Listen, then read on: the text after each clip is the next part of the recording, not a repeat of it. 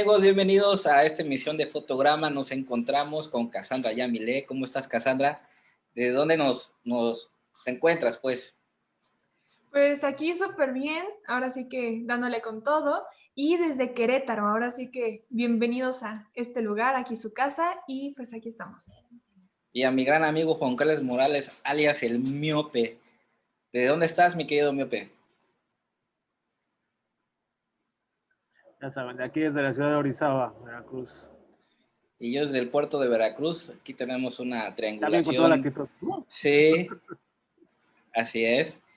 Y pues bueno, este mes es muy interesante e importante porque pues junio es el mes de la diversidad sexual en México, principalmente en la capital.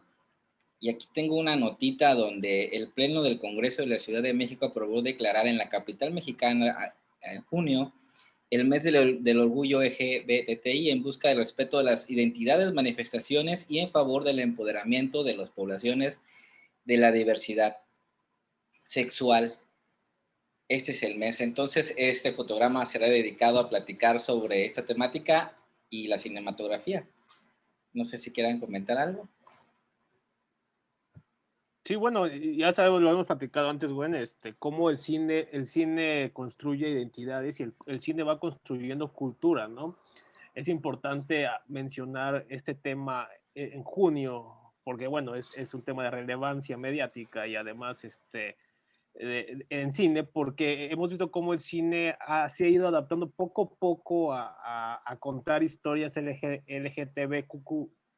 LGTBQI, perdón a las comunidades si no menciono todo, no me sé bien el término, sé que cada LGBTI, TT, y son TI, 3T y NAI.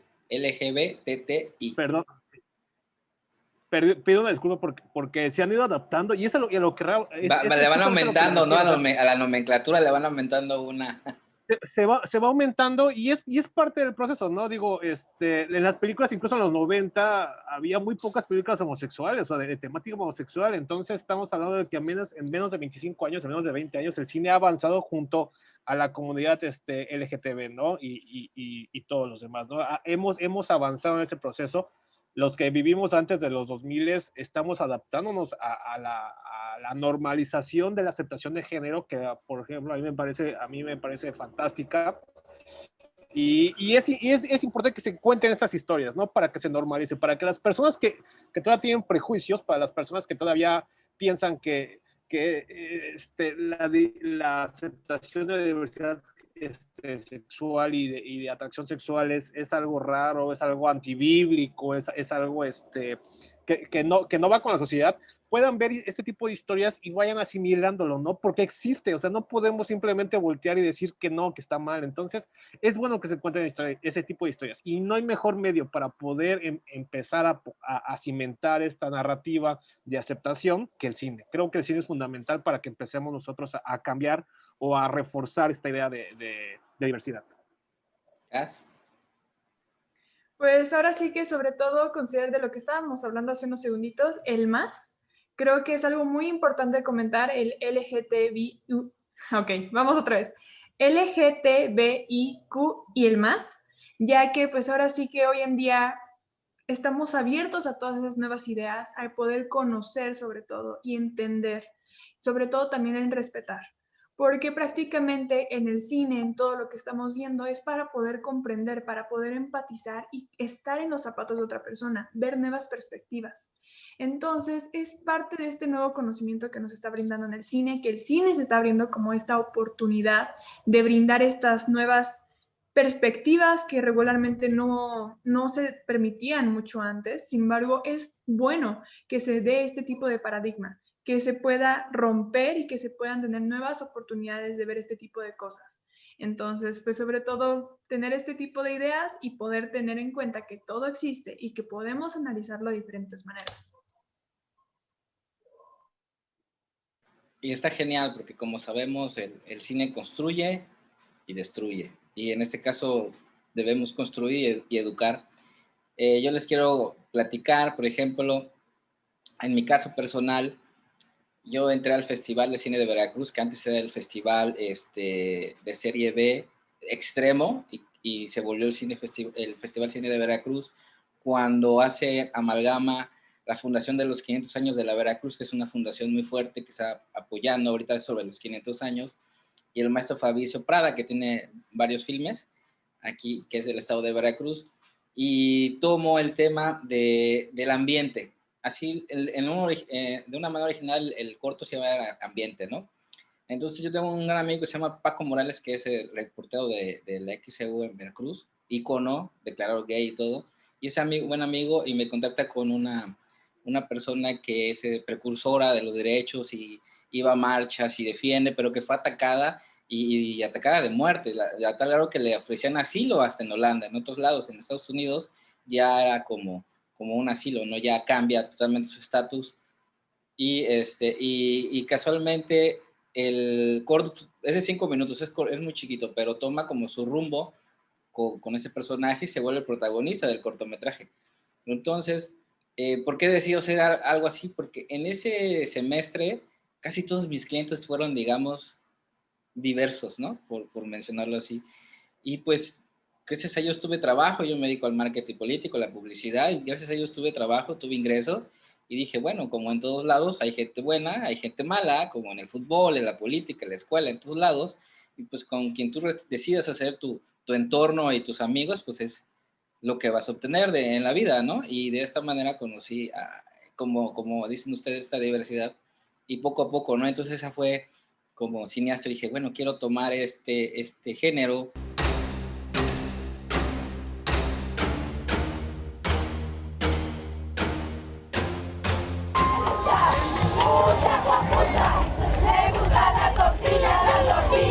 Este 40 aniversario además, donde se tiñe de rojo las marchas del orgullo en todo el país, porque suben los asesinatos a la población. El control que tiene el sistema Estado y el control que tienen el sistema religiones es a través de qué está bien, qué está mal, qué es normal, qué es bueno y qué es malo.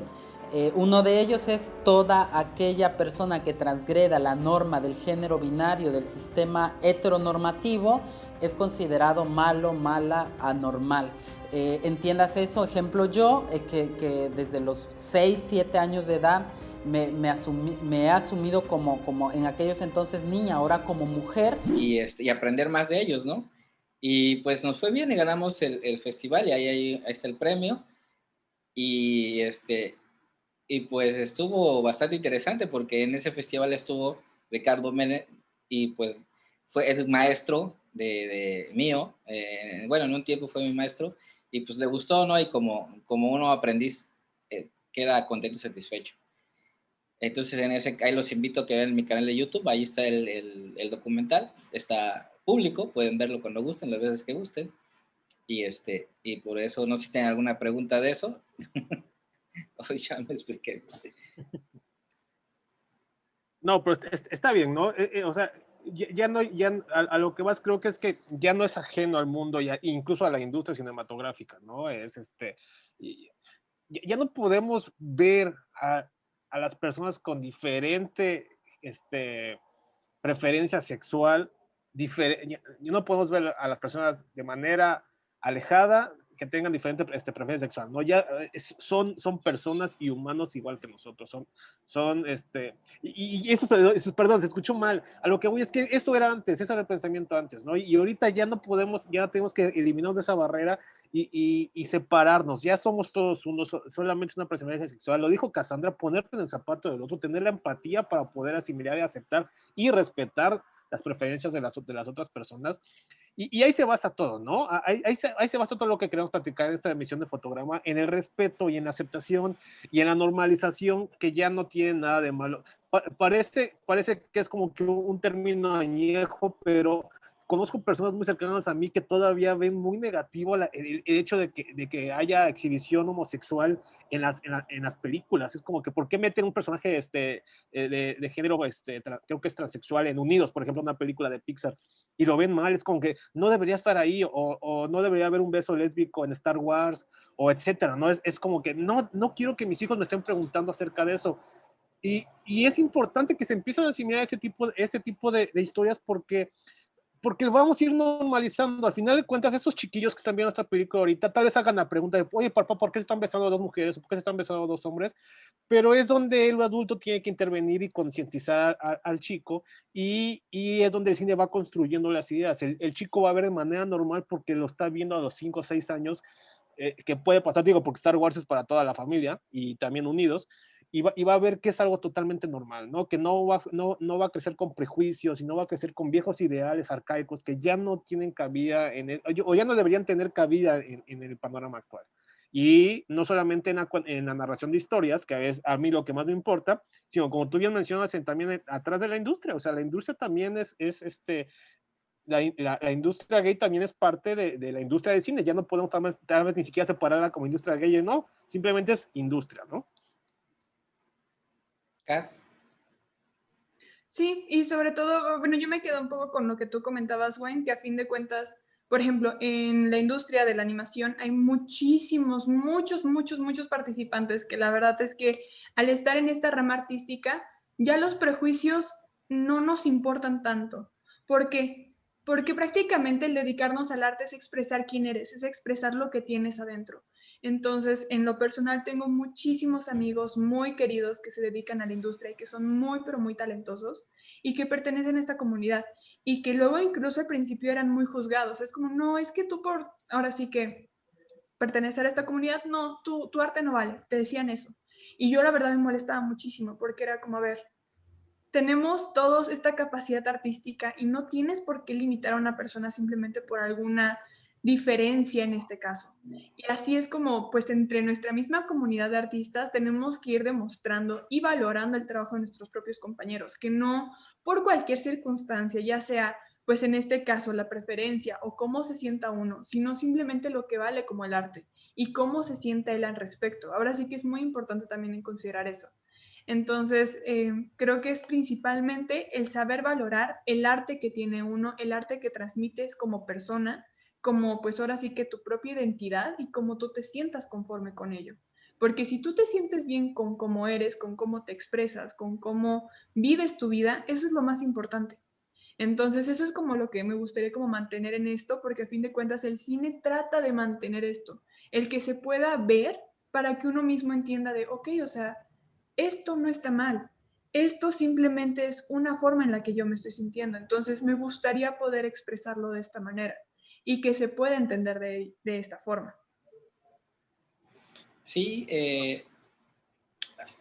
a mí me gusta mucho escuchar las diferentes opiniones, porque la percepción del cine y del arte cambia mucho con estos personajes que tienen una dualidad, digamos, de cierta forma, y es muy interesante escucharlos.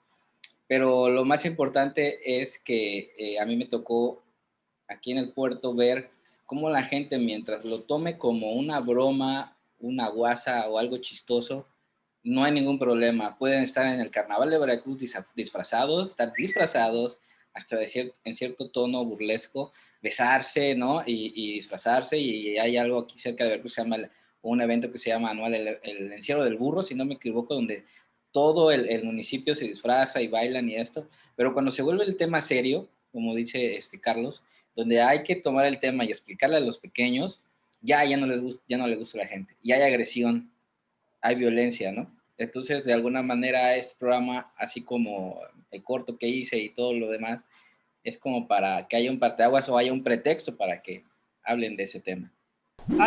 Evidentemente... Tengo aquí el dato a partir de los 70, cine contemporáneo, con Los Chicos de la Banda de William Friedkin. En 1970 fue el primer film gay con final no trágico producido en Hollywood, aunque la visión estereotipada de los gays no fue recibida por los activistas, como que no les gustó. Es a lo que vamos, bueno, o sea, sí hubo temáticas gay, pero había estereotipación. Las primeras películas gays que empezaron a desenmarañar, y aún así son estereotipadoras, son, por ejemplo, Filadelfia, que creo que es el 93, que es un personaje gay que tiene SIDA y pelea en un juicio para poder obtener sus derechos como todas las personas, y es un poco estereotipadora porque todavía enmascara algunos de los mitos del VIH, pero empiezas ya ahora sí a generar un tipo de movimiento que se ve normalizado, ¿no? Utilizas un actor como Tom Hanks, que en los 90... Yo la que tengo como de ese género y de esa temática me viene a la mente Milk. Pero Milk es 15 ya es años muy nueva, pero es como la que yo tengo así fresca en mi memoria. Sí, y estuvo bien. Milk fue de las primeras películas galardonadas en la academia de un personaje protagonista abiertamente gay, ¿no? Y es importante porque además habla de un personaje que luchó por los derechos homosexuales. Sí, es como de época, además, ¿no? Está padre la película. Sí, protagonizada por Sean Penn. Sí, eso es lo que hablamos, o sea, ya la construcción de normalización y de la aceptación viene como no ser extravagantes en el sentido de contar una historia gay de vestimentas y cuestiones que estereotipan a gay. Por ejemplo, el show de horror de Rocky, ¿no? Que es un musical que aunque utiliza este tipo de estereotipación, el protagonista es muchísimo más profundo. O sea, empezamos a hablar de que ya en los 70 había un movimiento sexual, como los 60 fueron sexual y los 70 fueron sexualmente muy abiertos, con todo el tipo de sustancias psicoactivas y todo el nutrimento. De todo, de música, drogas, sexo. Música, drogas. Sí, fue una cultura de apertura más a partir de los 50. Y el cine es referencia total, ¿no?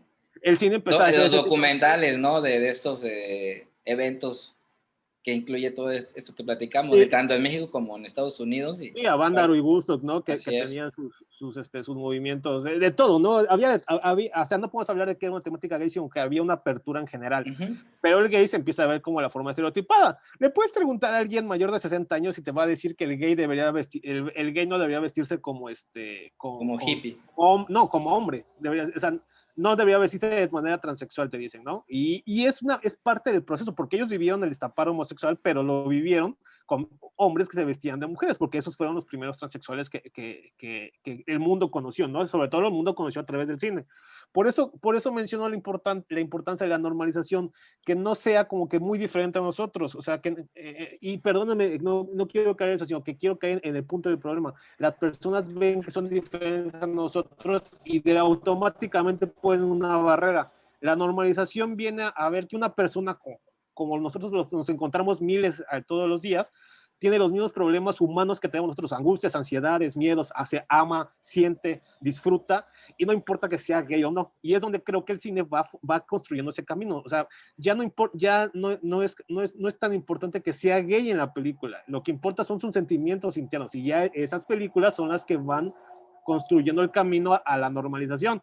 Hablamos, por ejemplo, de Brokeback Mountain, que pone a sus personajes a construirse y a rebelarse contra un sistema, sobre todo un sistema tan machista como es el de los vaqueros, que puede hacer el Medio Oriente, y es una revelación, es como que quiero aceptarme como soy. Hay dos personajes, hay uno que se acepta y uno que no se acepta, y eso es parte para el contraste. Luego viene Milk, por ejemplo, ¿no? Viene esa es la segunda película, o sea, como película tal que voy a ver, y tiene un personaje, es la temática, me da igual verla, y que viene a mi mente así de manera fresca, pues son esas dos, ¿no? Y creo que Filadelfia, fíjate que no me vino a la mente tanto, pero pues, por ejemplo, Jared Leto también retoma un personaje muy parecido a esa película. ¿Cómo se llama? Dallas Buyers Club. Sí. También lo retoma. Sí. Pero al final de cuentas la temática no es gay, la temática es explorar los sentimientos de los personajes con personas gay dentro de la pantalla. El cine gay está bien, o sea, temáticas homosexuales, evidentemente, porque involucra relaciones con parejas del mismo sexo, ¿no? Está Carol, está Monster, está después de los 2000 hubo un boom de muchas historias homosexuales que me parece fantástico, pero al final de cuentas hay que enfocarnos más en explorar el personaje, la complejidad del personaje y no la etiqueta homosexual del personaje. Una película que me parece fantástica, por ejemplo, es Call Me By Your Name, que tiene muchas implicaciones, ¿no? Porque también ahí se habla de pederastía, porque los personajes tienen uno 24 y otro tiene 17, etcétera, ¿no? Es una película bastante compleja y una película bastante utópica, ¿no? En donde estamos en la Toscana italiana y todos son cultos y hay música clásica, etcétera. Pero es una película que no habla de la homosexualidad y tampoco habla de la pederastía. Habla como del enamoramiento, ¿no? Un enamoramiento de un adolescente. Eso, bueno, habla del enamoramiento. Nada más. Y todos a los 17 años nos vimos clavados, 17, 18 años nos vimos clavados con una persona a la que amábamos de manera fenomenal y creíamos que iba a ser lo que cambiaba nuestra vida. Y muchas veces, o la mayoría de las veces, terminó no es cierto, ¿no? Digo, si ven la película se darán cuenta que pasa. Y hay un discurso final del padre que le habla al joven sobre la edad y las expectativas que uno tiene antes de los 30 años. Es fenomenal, ¿no? Es una película sobre el amor, no es una película sobre el homosexualismo. Claro, y esto es lo que yo quiero retratar, ¿no? Hay películas que hablan de época como Carol y como Milk, que es importante que las veamos por el contexto de donde se desenvuelve esta relación homosexual y donde no era permitido por casi nadie, ¿no? Iglesia, leyes, incluso la sociedad. Y es importante cómo han tenido que evolucionar las relaciones homosexuales. Ahí sí es importante que hablemos de homosexualismo como tal de los personajes, porque están en un contexto determinado, sobre todo un contexto de años atrás. Pero cuando nos cuentan una historia de hoy en día en donde se incluye a un personaje homosexual o LGTBI, entonces simplemente hablamos del personaje, ¿no? De la profundidad y complejidad humana que puede llegar a tener un personaje y no solamente de la línea que lo divide con las personas heteroformadas. Sí, por supuesto. Y por ejemplo, lo que estabas comentando desde un principio, quitar esos estereotipos, eso creo que es lo más importante.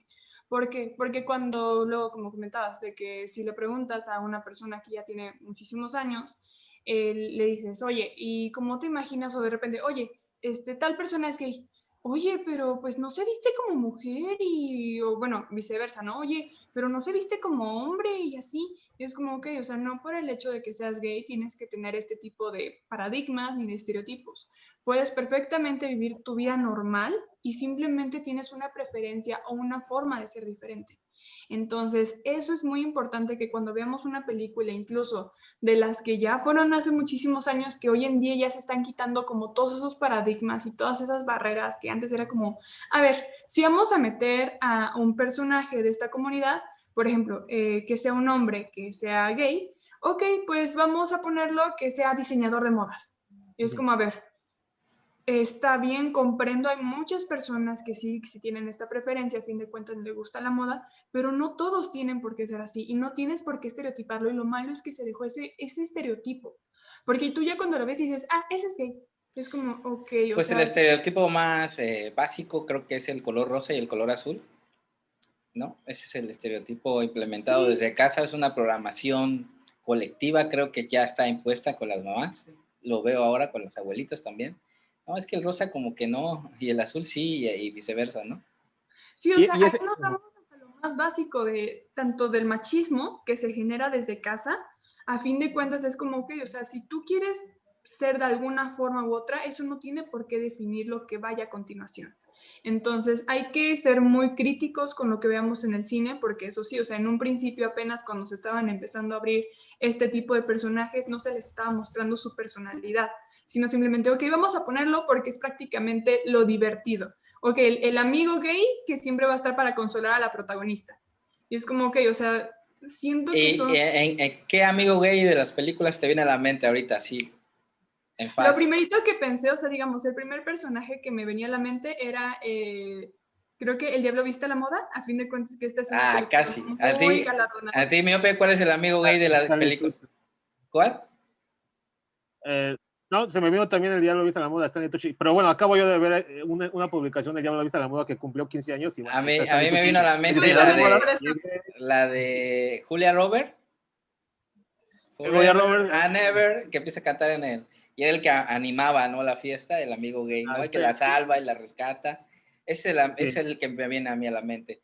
Entonces, y es como, o sea, es sobre todo eso, o sea, saber que, ok, ese tipo de estereotipos generaban este tipo de comedia en el cine, pero es como, ok, o sea, la verdad es que pues una persona tiene muchas más complejidades en este tipo de cosas. Por ejemplo, hay otra película que es del 2018 que se llama Con Amor, Simón, que a fin de cuentas habla de un chico que está ocultando su identidad de que pues es gay y que a fin de cuentas quiere mostrar eso a la luz, pero no sabe cómo.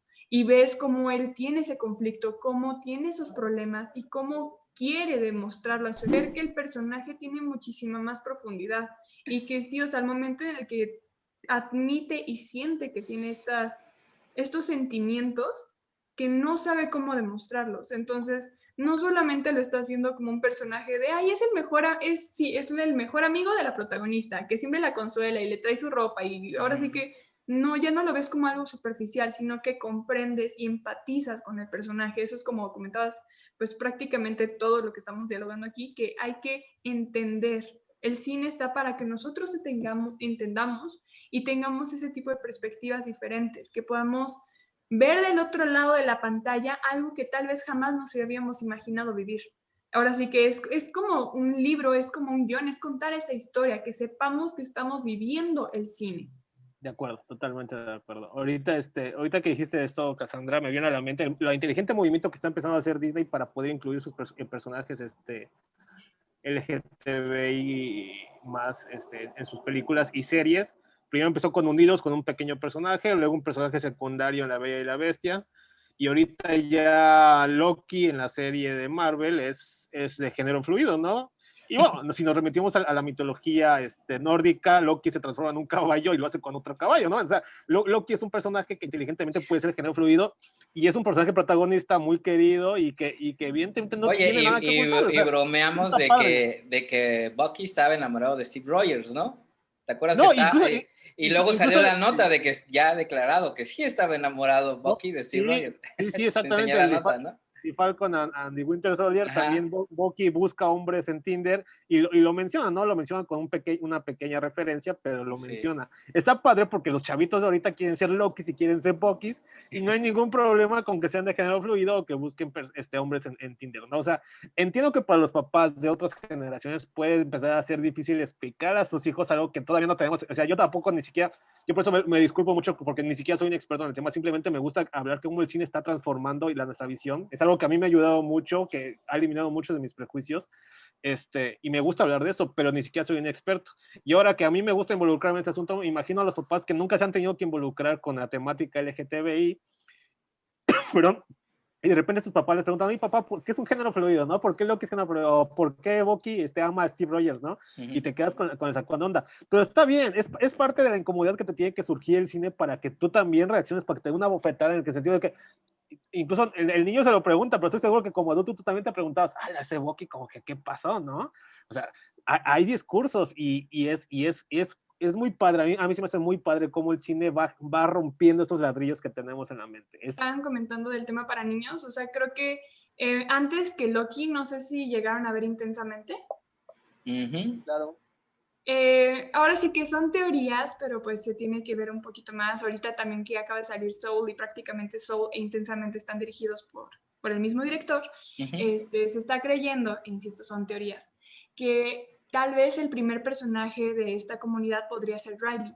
¿Por qué? Porque número uno, bueno, siempre trae, pues ahora sí que sus vestimentas son como con ese tipo de referencias y también de todos los personajes de la película es el único que tiene, bueno, pues sí, es el único personaje que tiene, en este caso, pues los dos géneros en su cabeza. Entonces, creen que esto puede ser, porque prácticamente la mamá eran puras mujeres, el papá eran puros hombres, o sea, y siempre que nos metíamos a diferentes, que la maestra, los estudiantes y todo eso, siempre era nada más un género. Pero Riley tiene ese tipo de cosas. Y a fin de cuentas, ya desde ahorita se está como dando a entender que es una búsqueda, que es algo que se necesita entender desde un principio porque pues no es fácil. Entonces, que desde niños pueden llegar a tener este tipo de circunstancias para comprenderse unos mismos. Y sí, o sea, ahora sí que si comentan para los niños, pues ya desde ahí, y es como algo un poco más sencillo de entender, porque obviamente para un niño un género fluido no lo va a comprender y luego ni siquiera los padres pueden entender eso, a pesar de que ya somos grandes, que ya todo, pues es como, ok, o sea, incluso hoy en día si yo te pregunto, oye, ¿qué es un género fluido? Pues tú te quedas como, déjame investigarlo. Y ahorita internet lo tiene todo, pero déjame investigar bien para poderte informar adecuadamente. Y ya si tú desde un principio estás viendo como, ok, o sea, es una película animada donde un niño puede entender que hay ese tipo de diferencias entre uno y otro. Entonces, se me hace una manera muy empática que está trabajando ahorita Disney para poder generar este enlace con las nuevas generaciones y que se comprenda desde la base, desde un protagonista con el que tú ya empatizaste. De acuerdo, totalmente de acuerdo. Muy bien. Pues bueno, ahorita el comentario de este fotograma no va a ser por parte de Cassandra, sino de parte de mi amigo Daniel Guster. Y bueno, vamos a continuación con el comentario de esta semana por parte de Daniel Guster. Hola, ¿qué tal? Yo soy Daniel Guster y voy a hablarles un poco sobre una película que les recomiendo en conmemoración del mes del Pride, que es El lugar sin límites. Es una película dirigida por Arturo Ripstein y que está basada en la novela homónima del escritor chileno José Donoso.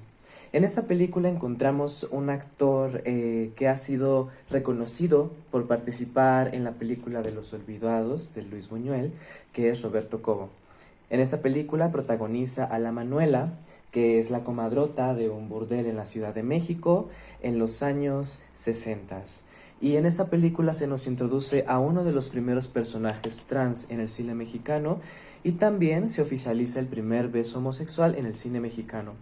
Es una película muy recomendada, no solo porque visibiliza y retrata la manera precaria y la manera en la que tienen que resistir los cuerpos disidentes y las identidades diversas en una sociedad mayormente dominada por los sistemas cis heteropatriarcales. Es una película cuyo final no les voy a contar porque es muy impactante, pero también hace tomar conciencia del respeto que se le debe de dar a las identidades trans, las identidades no binarias y las personas con distintas orientaciones sexuales. Les invito a verla y les mando un besito. Aquí hay hombres que desean el poder, mujeres que desean a los hombres y hombres que se desean entre sí. Quienes llegan a El lugar sin límites es porque ya han sido expulsados del infierno.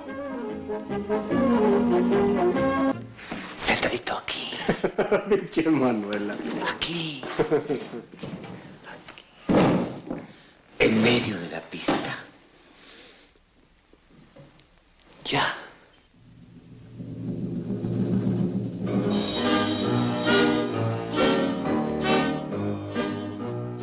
La Manuela es el padre de la japonesita. Juntos practican el mismo oficio y desean al mismo hombre. Debajo del cielo está el infierno. Y debajo del infierno, el lugar sin límites. El lugar sin límites. Una película que revela el aspecto más sórdido de la represión sexual. Ana Martín, Gonzalo Vega, Julián Pastor, Carmen Salinas, con la actuación estelar de don Fernando Soler y Roberto Cobo en el papel de La Manuela. El lugar sin límites. Una película dirigida por Arturo Ripstein, basada en la novela de José Donoso. El lugar sin límites.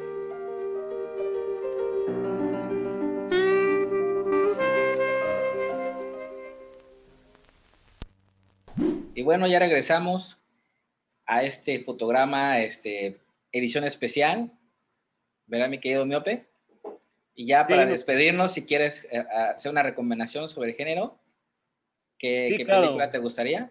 Digo, de ver una película les recomiendo Black Mountain porque es un peliculón, o sea, más allá de que sea, que toque temáticas homosexuales, es una película increíble, y es bastante entretenida, ¿no? Pero bueno, sí, con temática gay hay muchísimas películas, Black Mountain, Call Me By Your Name, Almodóvar tiene 3 o 4, Dolor y Gloria ahorita de hace 2 o 3 años también es excelente, entonces amplio y fluido en el sentido de mucha temática, de muchas películas con temática de comunidad LGTBI. Podemos decir que primero fue la evolución de este género o de esa temática o de la mención de estos personajes fue en aumento, primero como algo muy sutil, hablando de esta película de 1914, y luego poco a poco empezaron a ingresar los personajes, un poco estereotipados, pero se empezaron a ingresar hasta que tomaban protagonismo y tienen sus propias películas ya totalmente pues más introspectivas, con el personaje bien desarrollado